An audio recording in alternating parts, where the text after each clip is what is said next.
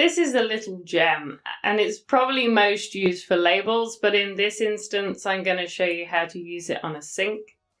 And the cool thing about this demo is it shows you that it doesn't have to be perfectly in line with the object. It can be offset slightly, so you can make sure things are always positioned with a perfect distance. Before we get started, all I expect that you know is how to use AutoCAD and how to create blocks. It's helpful that you're familiar with actions, but it's not a requirement. We're going to cover the alignment action. So first of all, we have this block, and I could just position it and then rotate it, but there's a better way. If I open this block in block edit mode,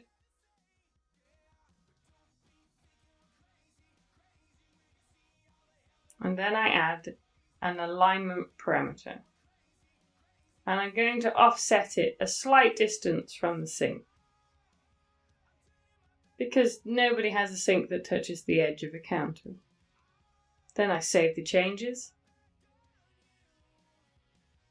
If I click on that grip point, you'll see that it automatically aligns to lines and it positions the sink. And if I move the mouse just subtly, it will flip the side. So just pay attention to that. It's that easy.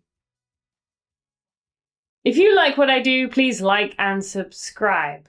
Turn on the notifications, it really helps me out. It also lets you know when the next lessons are becoming available.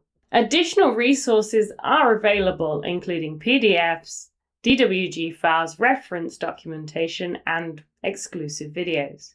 Please see the link in the description.